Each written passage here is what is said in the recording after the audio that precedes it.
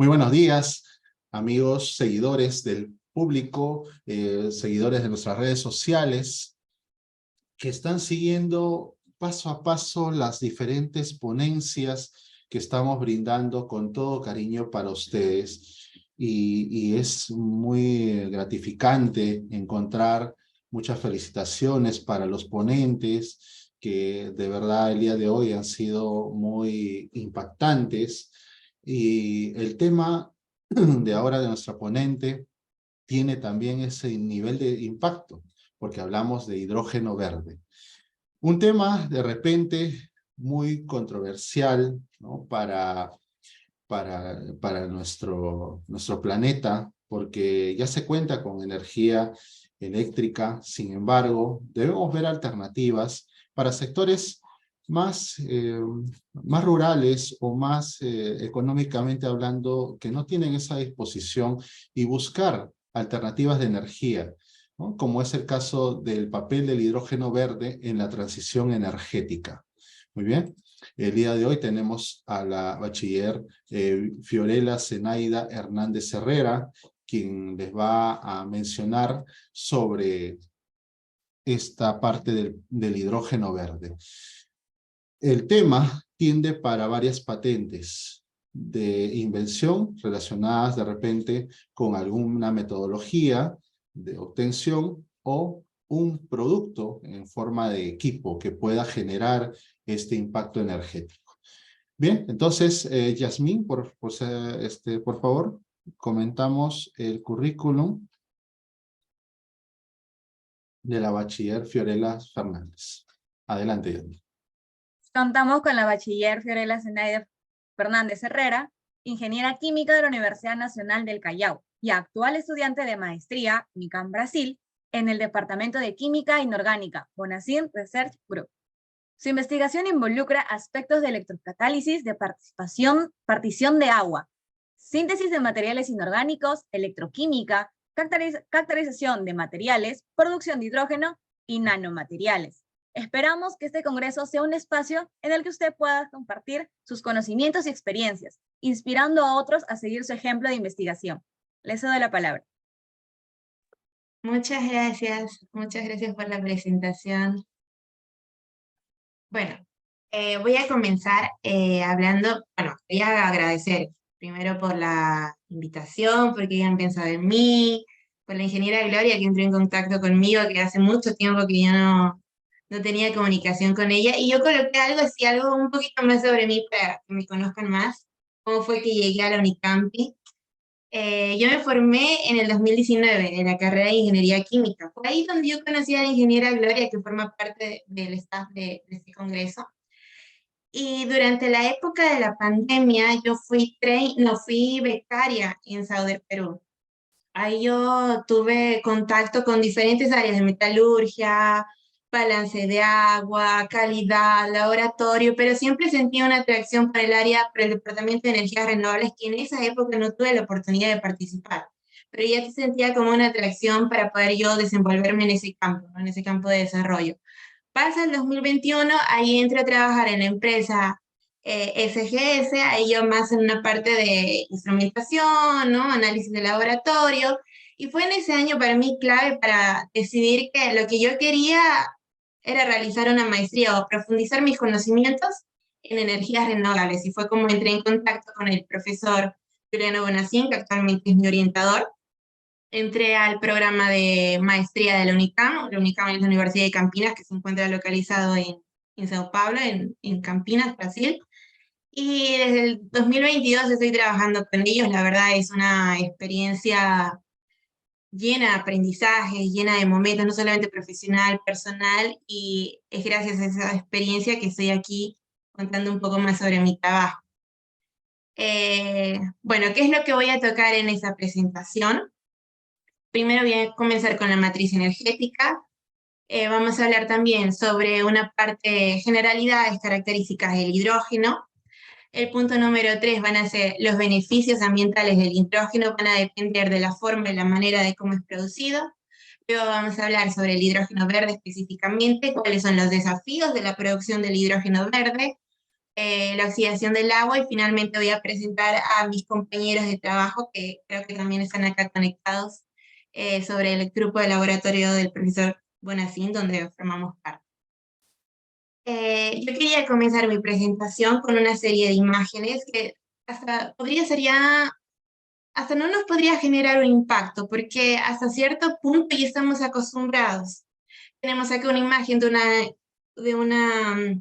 prácticamente una empresa, una fábrica que está emitiendo gran cantidad de CO2, ¿ok?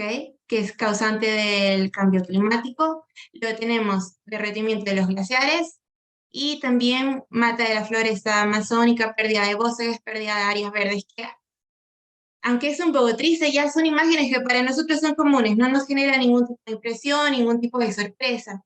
Y realmente es por ello que yo quería hacer hincapié en esa situación, porque el cambio climático es una realidad.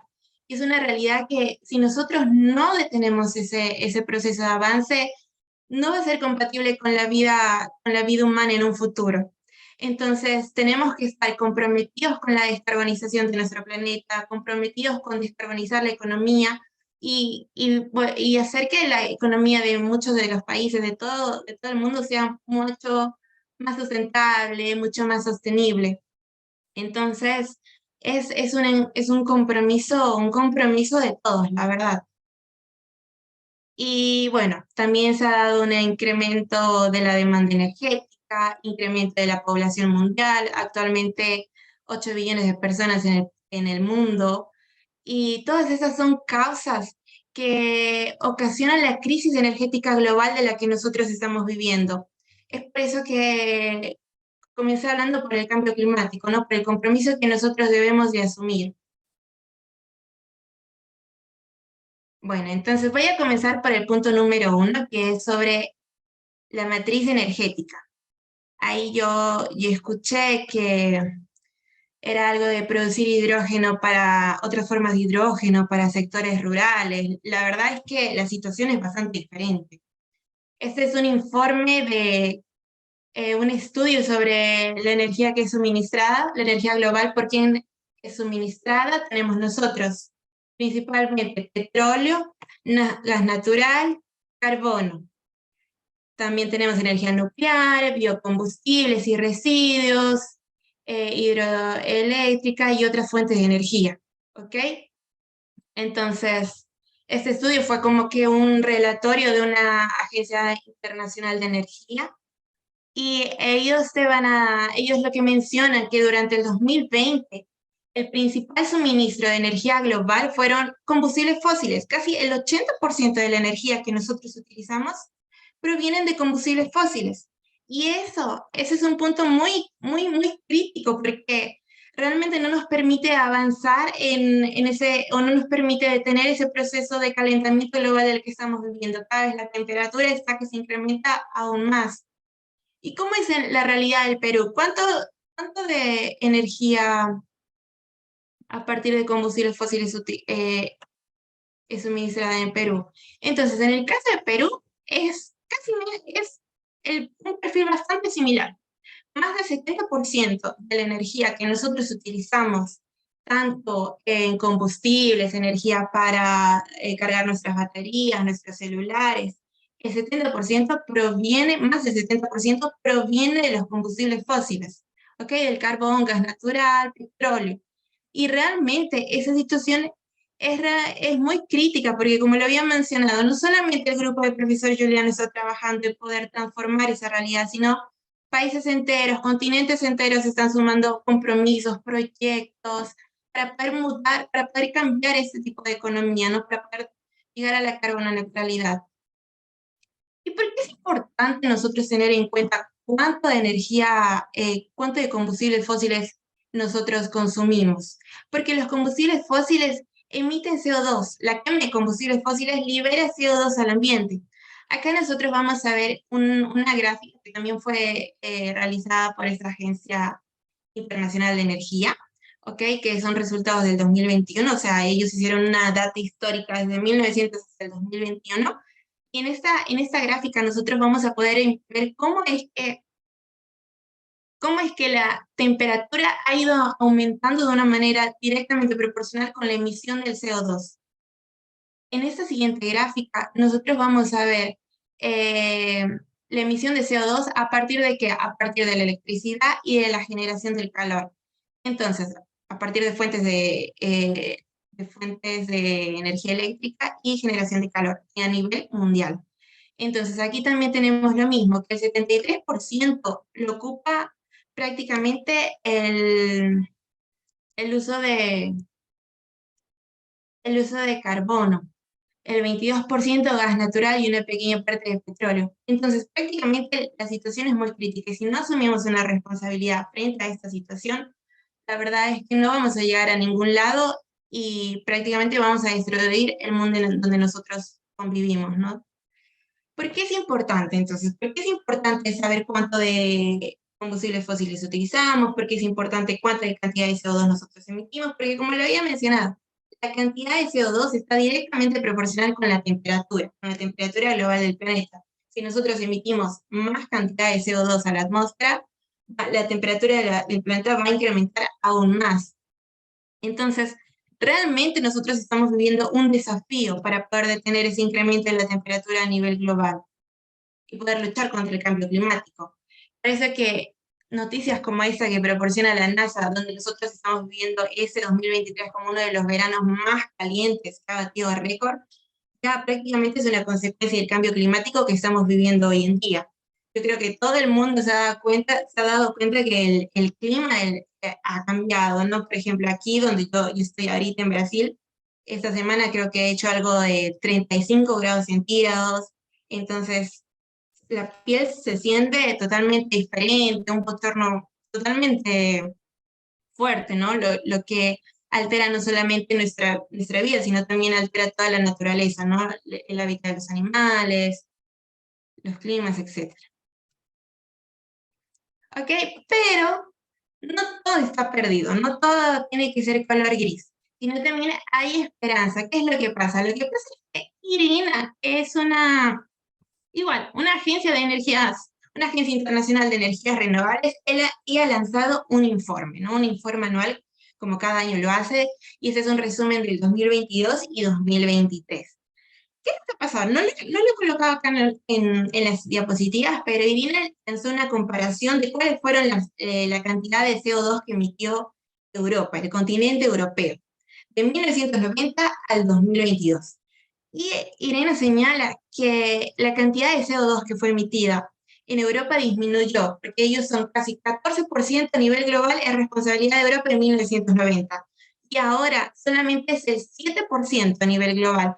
Entonces, IRENA, bajo ese contexto, bajo esa premisa, ha dado como conclusión que nosotros realmente podemos descarbonizar nuestro planeta. Y para reducir las emisiones de CO2 al 2050, vamos a hacerlo mediante 6 vías tecnológicas principales. ¿Cuáles son las que ella ha mencionado? Primero, vamos a utilizar energías renovables, vamos a incrementar y va a ser una proporción del 25%, eficiencia energética 25%, electrificación 20%, el hidrógeno va a ocupar el 10% a nivel global. Luego también tenemos los combustibles fósiles basados en CO2, pero en el proceso van a tener una captura y un almacenamiento de CO2 que va a representar un 6%. Y también tenemos energías renovables, donde va a ser como una mixtura, donde van a estar basados en CO2, en residuos de CO2, pero van a ser almacenados también y capturados, y va a representar un 14%. Básicamente lo que se ha mencionado en el informe es que el 80% de la descarbonización, para nosotros alcanzar ese porcentaje de descarbonización en el 2050, el 80% va a estar envolvido o va a tener responsabilidad directa con el uso de energías renovables, ¿ok? Y que son las que he mencionado a continuación.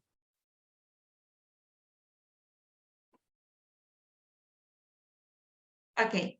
Y bueno, entonces, para nosotros poder llegar a ese escenario, para nosotros ya no incrementar aún más la temperatura del planeta, más de unos 5 grados centígrados, ¿qué es lo que tenemos que hacer? Tenemos el escenario del 2020 y el escenario del 2050.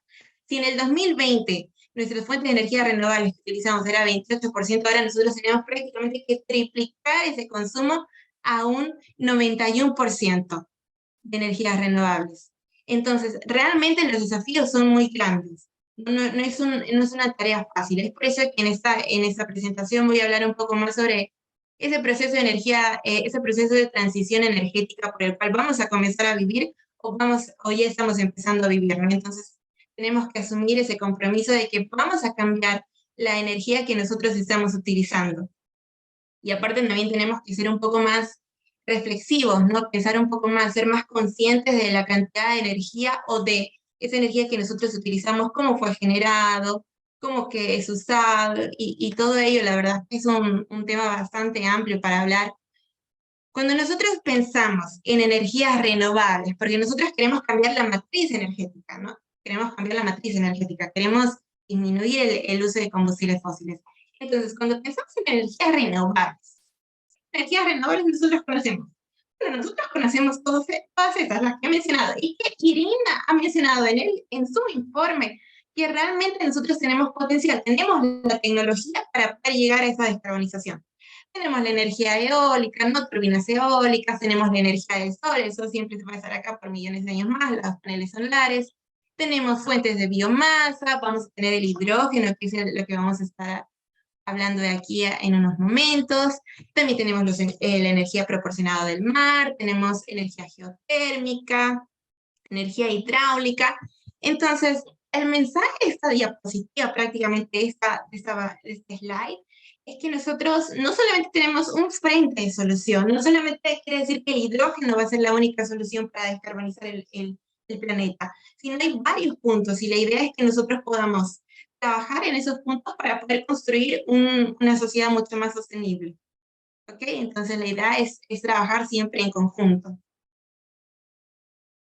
Y, ok. Entonces, la otra pregunta es que, si yo he mencionado ya sobre el uso de las energías limpias para poder descarbonizar el medio ambiente, porque es que para nosotros es tan difícil dejar de utilizar los combustibles fósiles, porque es todo un desafío. Acá yo voy a mencionar una comparación de por qué es que nosotros todavía somos dependientes de los combustibles fósiles. Básicamente, por ejemplo, los combustibles fósiles, la gasolina, gas natural, carbono, son abundantes en la naturaleza. Son abundantes en la naturaleza, tienen una alta densidad energética. Una alta densidad energética, son fáciles de transportar, son fáciles de almacenar, son relativamente baratos, y todo eso lo convierte en combustibles o en fuentes de energía, pues, convenientes, ¿no? Porque al final, para nosotros es mucho más práctico irnos a la gasolina, irnos al puesto de gasolina y poder llenar un galón de gasolina, ¿no? Nuestro carro, conectar la energía, cargar nuestro teléfono. Entonces, lo hace supremamente conveniente utilizar. Si nosotros lo comparamos con una batería de litio, que es una fuente más limpia, ¿no?, que los combustibles fósiles, realmente quien va a tener mucho más eficiencia va a ser los combustibles fósiles. Es por eso que para nosotros es tan difícil poder dejar de utilizar, ¿no? Porque los combustibles fósiles almacenan mucha cantidad de energía. ¿Ok? Y bueno, entonces, ahora vamos a pasar al hidrógeno. Frente ya a toda esa situación, toda esa problemática que yo he mencionado, el hidrógeno sería una solución para la crisis que nosotros estamos... El hidrógeno sería una solución para la crisis energética que nosotros estamos viviendo. Vamos a ver ahora, vamos a mencionar algunas de las características del hidrógeno. ¿Por qué el hidrógeno, no? ¿Por qué estamos trabajando? ¿Por qué muchos investigadores? ¿Por qué muchos países están poniendo los ojos en el hidrógeno? Las generalidades del hidrógeno. Primero, características generales. El hidrógeno es uno de los elementos más abundantes en la Tierra, en el universo. ¿Okay? Pero no lo vamos a encontrar de forma pura. El hidrógeno requiere de ser extraído de diferentes compuestos, ¿no? Gases, líquidos, ¿ok? Y uno de los puntos claves del hidrógeno es que tiene una alta densidad energética. Va a poder almacenar grandes cantidades de energía, y uno de los puntos débiles del hidrógeno es que tiene una baja densidad volumétrica. ¿Qué quiere decir? Que va a requerir de un gran volumen, ¿no? Un gran volumen de gases para poder almacenar toda esa energía que nosotros requerimos, por ejemplo, para cargar nuestro teléfono. ¿ok? Entonces, ese punto realmente es crítico para nosotros. Y con el hidrógeno, nosotros también podemos realizar la electrólisis del agua, que es la división del agua la división del agua para el splitting para poder obtener hidrógeno, porque recordar que el hidrógeno no lo podemos obtener de una forma natural, ¿no? Entonces, la electrólisis del agua se considera como un proceso clave en ese proceso de descarbonización, en ese proceso de lucha contra el cambio climático. ¿Ok? Entonces, sin embargo, por ejemplo, actualmente nosotros ya producimos hidrógeno, o sea, el hidrógeno no es un elemento nuevo, no es que recién va a llegar a revolucionarlo todo, que nunca se ha producido, no. El hidrógeno ya es producido, ya es consumido. El 43% del hidrógeno, el 43% del hidrógeno va destinado al sector petroquímico. El 37% va destinado a la industria del amonio, producir del amonio, no hidrógeno más nitrógeno, amoníaco, perdón. Y el 12% está la producción de metanol. Tenemos una parte pequeña para la producción de acero, la industria del hierro, y también utilizamos hidrógeno para la industria farmacéutica, para la industria química, un 2%. Solamente que durante el 2020, o sea, esta producción de hidrógeno, porque nosotros utilizamos hidrógeno en diferentes industrias, ¿no?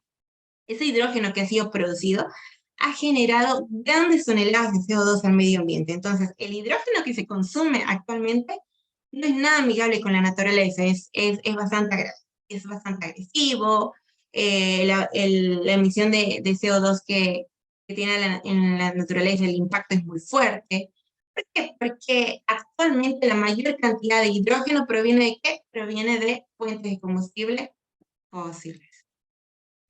Y bueno, ese es un trabajo que se realizó en el grupo del profesor Juliano Bonacín. Es una lectura que tal vez yo recomiendo para personas que tengan más interés en profundizar un poco más sobre el proceso del hidrógeno, cuáles son las principales fuentes donde se obtiene hidrógeno, cuáles son los desafíos, cómo es que se está proyectando para el año 2050. ¿Ok? Y bueno, los análisis y los datos que voy a presentar a continuación prácticamente fueron extraídos de este artículo de revisión.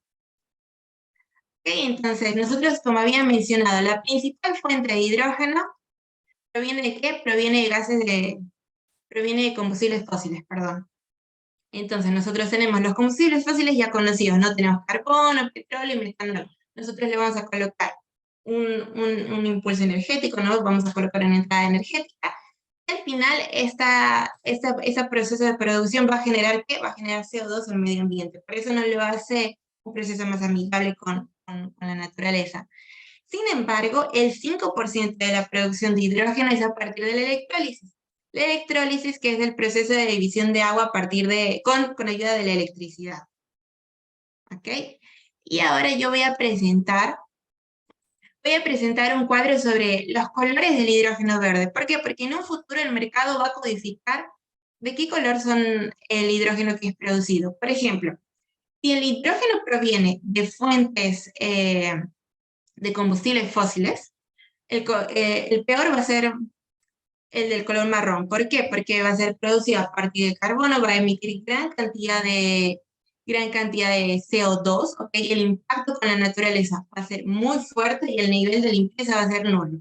¿Ok? Acá en esta gráfica que también yo extraí del artículo, ahí ellos codifican por colores y le ponen, ¿no? Si es totalmente rojo, quiere decir que la emisión de CO2 va a ser completa, ¿no? Dañino totalmente. Si es gris, va a ser el que es más utilizado hoy en día, ¿no? El hidrógeno gris. ¿Qué va a ser extraído producido a partir de qué? A partir del gas natural. Entonces también, el mismo efecto también va a ser una emisión completa del CO2 y un impacto muy fuerte, muy dañino hacia la naturaleza.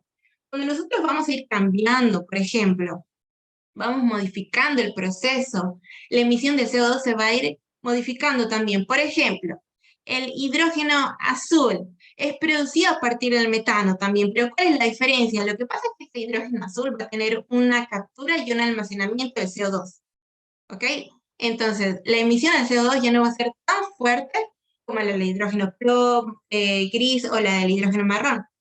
sin embargo, aún todavía va a tener emisión de CO2 y también va a generar un impacto en la naturaleza. Y bueno, la limpieza de ese hidrógeno no es al 100%, ¿no? Luego tenemos el hidrógeno turquesa, que también va a ser producido a partir de metano, pero va a tener un proceso de pirólisis ahí. Luego nosotros tenemos acá la parte de la electrólisis. En electrólisis, cuando la fuente renovable va a ser electrólisis, nosotros vamos a tener tres colores: el rosado, el amarillo y el hidrógeno verde. ¿Qué es lo que pasa con el rosado, no? El rosa. El hidrógeno rosa quiere decir que va a ser producido a partir de energía nuclear. ¿Va a tener emisión de CO2? Ya no, según el estudio, ya no va a tener emisión de CO2, pero sin embargo el impacto al medio ambiente no va a ser completo, ¿no? Y va a ser limpio, ¿no? O sea, lo consideran acá completo, entonces va a ser una fuente de energía, no, va a ser limpio con la naturaleza, ¿no? Un hidrógeno limpio con la naturaleza. Luego tenemos el hidrógeno amarillo. El hidrógeno amarillo va a ser una mezcla. La fuente primaria no solamente va a ser energía renovable, sino también va a ser energía renovable más combustibles fósiles. Va a tener una mixtura. ¿Va a emitir CO2? Ya no va a emitir CO2, pero ese impacto no es totalmente limpio, por eso tiene solamente un 50%. Sin embargo, el hidrógeno que va a producirse es un hidrógeno ok. Y luego nosotros tenemos el hidrógeno verde, que es el mayor desafío, ¿no? Que tenemos ahora. ¿Cuál es la diferencia de los otros hidrógenos? Lo que pasa es que el hidrógeno verde es producido a partir de la electrólisis del agua, pero la energía que requiere, la energía que requiere va a ser derivado, la fuente va a ser fuentes de energías limpias, de energías renovables. Entonces, ¿va a tener emisión de CO2? Ya no va a tener emisión de CO2, va a tener un impacto con la naturaleza, no va a tener un impacto con la naturaleza, pero sí vamos a poder producir un hidrógeno limpio, ¿no? Entonces, eso es lo más importante, ¿no? Lo atractivo del hidrógeno verde. Y bueno, tenemos otros procesos alternativos, ¿no? De producir hidrógeno, de obtener hidrógeno de una manera natural, ¿no? Que son mucho más costosos. Y entonces, ¿cuáles son los desafíos de la producción de hidrógeno verde? Yo creo que esta gráfica representa bien. Nosotros vamos a utilizar un electrolizador, lo que saca en el medio, no vamos a utilizar un electrolizador para producir energía, para producir hidrógeno, pero las fuentes que yo voy a colocar, las fuentes de energía que voy a suministrar a ese electrolizador van a ser fuentes de energía renovables, ¿no? Ahí están las turbinas, las energías, los paneles solares, etcétera, etcétera. Y esa energía que yo voy a producir, ¿lo voy a utilizar para qué? Bueno, lo voy a distribuir, lo voy a almacenar y también lo voy a utilizar para el área marítima, para las industrias, para el transporte, ¿no? Para el uso de combustible y demás. ¿Ok? Sin embargo, ¿por qué si el hidrógeno verde es tan atractivo, tiene tantas ventajas, ¿no? ¿Por qué no utilizamos el hidrógeno verde, ¿no? ¿Por qué no? Porque en la actualidad no hay un mercado del hidrógeno verde. Nadie compraría hidrógeno verde porque es sumamente caro. El proceso de producción del hidrógeno verde comparado con el hidrógeno gris es 4 veces más caro. Entonces, si no hay mercados, porque siempre una empresa va a buscar que va a buscar ganancias, no va a buscar ganar. Pero si no hay un mercado, realmente no vamos a tener éxito, ¿no? Entonces, si nosotros decidimos producir, va a ser producir para nosotros mismos, y ahí como que no hay chiste, no hay cómo. Entonces, sin embargo, ¿no? Sin embargo, frente a esta problemática, muchos países, muchas instituciones, grupos de investigación de diversas partes del mundo han puesto su atención en el hidrógeno. ¿Por qué? Porque consideran el uso potencial, lo consideran como que en un futuro la fuente de energía va a ser el hidrógeno, ¿no? Y no cualquier hidrógeno, sino el hidrógeno verde. Y es más, yo creo que actualmente ya se ha acelerado este proceso de poder invertir en investigaciones, en poder invertir en trabajos a nivel piloto, ¿no? Hay muchos países. Por ejemplo, toda Europa es como que el continente que está llevando siempre la delantera. Ya después de la guerra con Rusia y Ucrania, eso ya no es un trasfondo tanto medioambiental, sino también ya viene un trasfondo geopolítico, ¿no? Para ya no estar dependiendo de gas natural de Rusia. Entonces, todo esto venía acelerando esos procesos de investigación, esos procesos para poder nosotros producir hidrógeno, obtener hidrógeno a gran escala, que es lo que se aspira.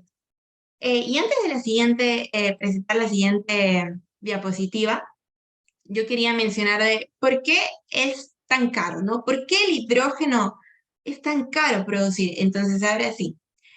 Nosotros vamos a producir hidrógeno, se ha pensado producir hidrógeno para electrocatálisis, vamos a utilizar electroquímica, vamos a utilizar energía ¿para qué? Para dividir el agua. Y si nosotros vemos, la verdad es que es una reacción bastante simple, ¿no? Tienes una molécula de agua, la vas a dividir en hidrógeno y vas a dividir en oxígeno. Entonces, parece súper fácil, pero realmente esta reacción es sumamente complicada. Primero, ¿por qué? Porque si nosotros vemos la variación de la energía de Gibbs, es una reacción no espontánea, ¿no? Y el signo positivo 237, ¿qué quiere decir? Que yo requiero de mucha energía para que ocurra esta reacción de división del agua. Entonces, fácilmente a condiciones ambientales no va a ocurrir, ¿no? Se tiene que dar una serie de condiciones para que yo pueda dividir el agua. La molécula del agua es sumamente estable. Entonces, para que esta reacción ocurra, voy a requerir de mucha energía, de mucho trabajo. ¿Y qué quiere decir eso? De mucho dinero, no mucha inversión. Luego, nosotros vamos a tener aquí, bueno, eso es una celda, nosotros vamos a tener en la parte anódica vamos a tener la generación del oxígeno y en la parte catódica la generación del hidrógeno. ¿Qué es lo que pasa aquí? Lo que pasa es que en la parte anódica nosotros tenemos la reacción de oxidación del agua. ¿Por qué? Porque el hecho de oxidar el oxígeno requiere de una liberación de 4 electrones. Y esto, o sea, 4 electrones junto con 4 protones realmente hace muy lenta la reacción. ¿Ok? Entonces requiere de mucha energía, requiere de mucho trabajo, lo que convierte ese proceso en mucho más lento. La reacción catódica, perdón, es mucho más sencilla. O sea, no más sencilla, sino que es mucho más factible en comparación con la reacción que ocurre en el ánodo. Okay, entonces esa liberación de 4 electrones es sumamente pesada, lo que convierte que nuestro proceso sea aún más lento. Entonces, este hecho de no ser espontáneo, este hecho de tener una cinética lenta, una cinética baja, por causa de la reacción de oxidación del agua, convierte al proceso de Warren Split, al proceso de división del agua, aún más desafiador. ¿Qué es lo que nosotros podemos hacer para poder disminuir esa cantidad de energía que requerimos, o para hacer el proceso mucho más eficiente, ¿no? Mucho más competitivo? Porque al final nosotros queremos producir hidrógeno no a nivel laboratorio, sino a nivel industrial, lanzarlo al mercado, ¿no? Que sea un producto usado a nivel mundial. Nosotros requerimos ¿de qué? De catalizadores. ¿Okay? Nosotros vamos a requerir de catalizadores, y bueno, los catalizadores pueden ser homogéneos, heterogéneos, ¿no? Que son sustancias, compuestos que van a ayudar a acelerar esta reacción. Alcance mucho más rápido la energía de activación y puede ocurrir la descomposición del agua. Y es ahí donde el grupo del profesor Juliano está trabajando. Básicamente, el grupo de trabajo es en la división, es en la reacción de oxidación del agua, y nosotros lo que hacemos es trabajamos con catalizadores heterogéneos en base de azul de Prusia para poder acelerar esa reacción y pueda ocurrir, ¿no? Para poder incrementar la eficiencia.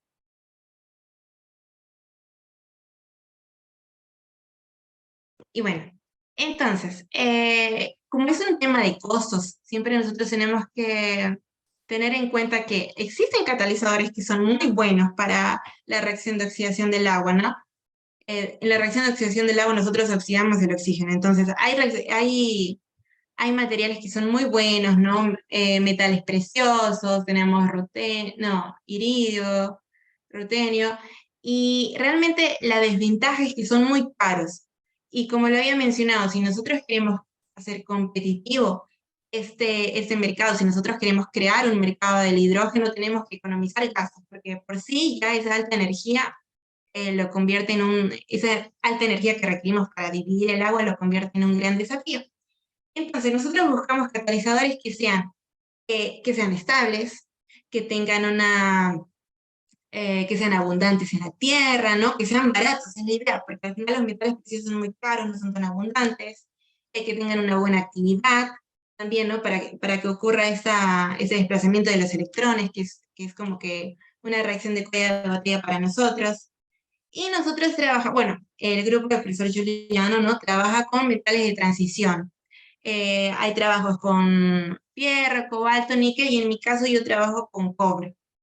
Bueno, entonces ellos realizan una serie de estrategias, ¿no? Por ejemplo, hay trabajos donde crean vacancias, hay trabajos donde modifican la estructura del catalizador para nosotros poder obtener nuevas propiedades de este material que nos pueda beneficiar para el proceso de producción de hidrógeno.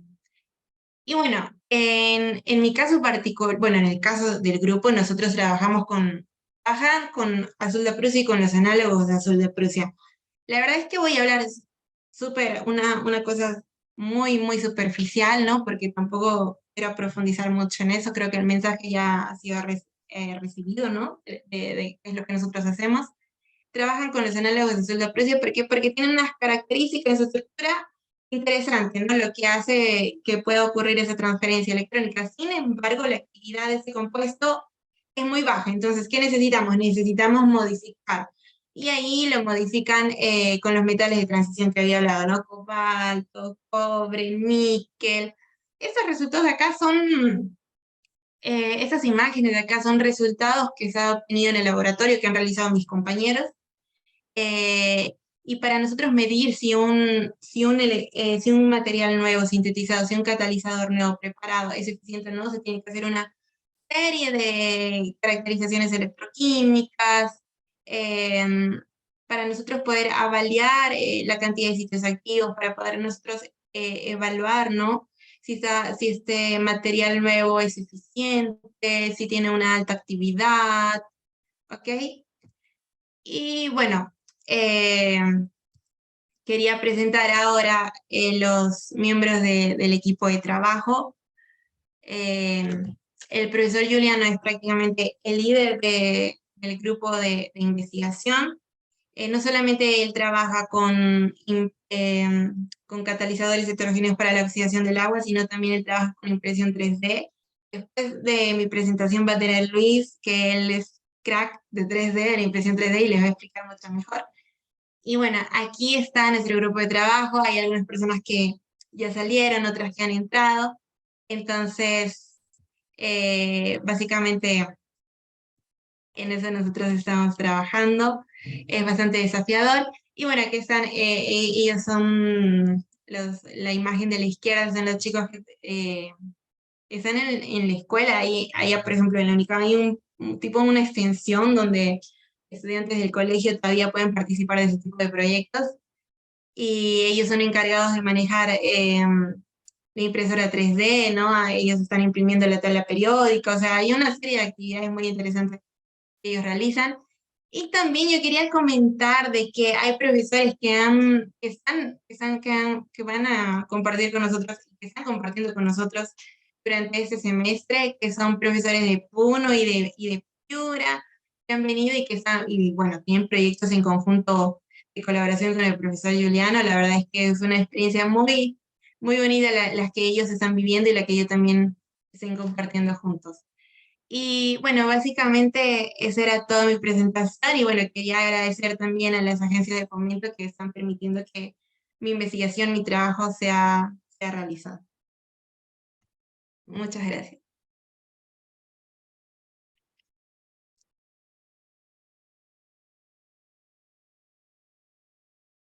Muchas gracias, Fiorella. De hecho, tenemos algunas preguntas porque tu tema es muy controversial, muy interesante, y en el público dejó sus preguntas en el cuestionario. Una de ellas es... Yo quería preguntar antes. Yo no Claro. sé si me pasaba el tiempo, porque la verdad yo no podía ver a nadie, no sé cómo, si ni siquiera sé si he hablado bien, si me han escuchado. La verdad yo me hubiera gustado mucho tal vez que alguien que sea un poco más interactiva. No, Pero sí, yo estuvo estoy muy bien, estuvo perfecto. Sí, dispuesta se a te escuchó responder. bien. Se Muchas te escuchó muy gracias. bien. Sí, por eso de hecho ha sido muy interesante el tema y has dejado al público con unos interrogantes. Una de ellas Gracias. es, ¿cuál es el papel de la infraestructura y la logística en el despliegue efectivo del hidrógeno verde en la transición energética? Te Ok, escuchamos. ¿puedo compartir mis slides de nuevo? Sí, está bien. ¿No? Bueno, actualmente para el hidrógeno... Espérame.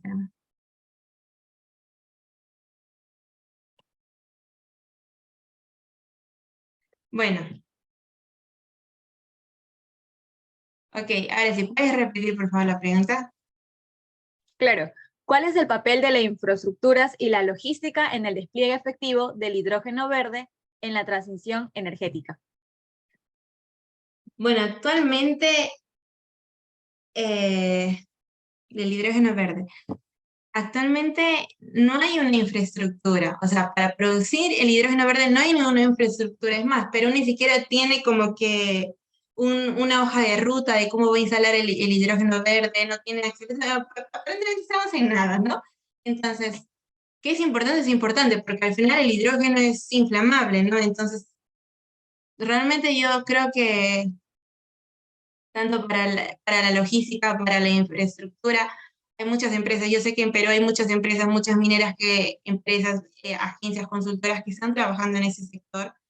Yo no podría decir, se tienen que tomar estas medidas porque al final el foco de mi investigación es más que todo un poco más químico, ¿no? O sea, pero yo considero que muchas empresas consultorías están iniciando estudios, ¿no? Sobre cómo va a ser ese proceso de transición, ¿no? Cómo les van a ser la logística, cuáles van a ser las medidas a tomar.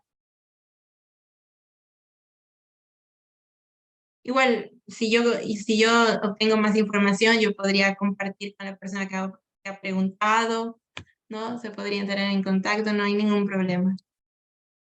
Claro, muchas gracias bien por tu respuesta y por darnos la perspectiva química del tema que nos has brindado el día de hoy. También hay una pregunta de las implicaciones del ciclo de vida del hidrógeno verde, ¿no? En este caso. Y cómo se compara con la huella de carbono y con otras fuentes de energía. El hidrógeno verde. ¿Podría repetir la pregunta? Es que no la entendí. Sí, claro. No sé si yo no me expliqué bien o no sé por qué me están haciendo esa pregunta. Bueno, dicen, ¿cuáles son las implicaciones del ciclo de la vida del hidrógeno verde y cómo se compara se compara con la huella de carbono con otras fuentes de energía? Ok, el hidrógeno verde es una fuente de energía renovable. Nosotros queremos producir hidrógeno a partir de qué? A partir de fuentes de energía renovables. ¿Para qué? Para utilizarlo como combustible. Ok, este tiene la característica de que no va a emitir CO2 al medio ambiente. Lo vamos a utilizar cero emisiones, no cero emisiones de CO2 al medio ambiente. Vamos a utilizarlo en diferentes áreas, en diferentes sectores, transporte, embarcaciones, industrias, ¿ok? Entonces, sobre la comparación con la huella del carbono, como yo había mencionado, o sea, hay diversos puntos donde nosotros podemos hacer frente a esta situación del cambio climático, ¿no? Al final todo el mundo contribuye, ¿no? Si es así, todo el mundo va a contribuir. El hidrógeno verde, la idea del hidrógeno verde es no emitir CO2 al medio ambiente. ¿Cierto? A no incrementar ese CO2 que ya está acumulado en la naturaleza. Entonces, va a contribuir, ¿no? Va a contribuir con la huella de carbono. No sé, algo más. No sé Pero si... sí, esas eran las únicas dos preguntas que sacamos del formulario. Más bien, muchas gracias por compartir tu experiencia y acerca de este tema, de verdad muy importante para hoy en día que, como lo mencionaste, estamos viviendo diferentes cambios climáticos, que podemos ahorita observar mucho sol, mañana lluvia, y eso también pues, tiene muchas consecuencias. Doctor, le hago el pase.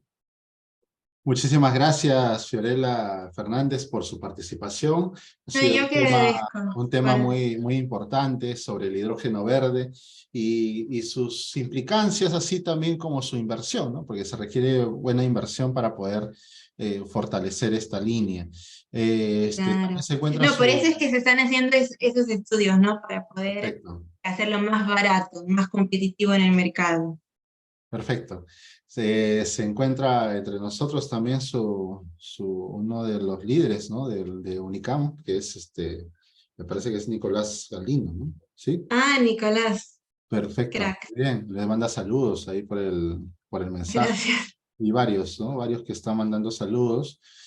Y bueno, esto es así, ¿no? Hay que hacer patria desde diferentes frentes donde implica los recursos nativos del Perú, los recursos naturales que tiene nuestra patria y podamos exponerlas ante el mundo.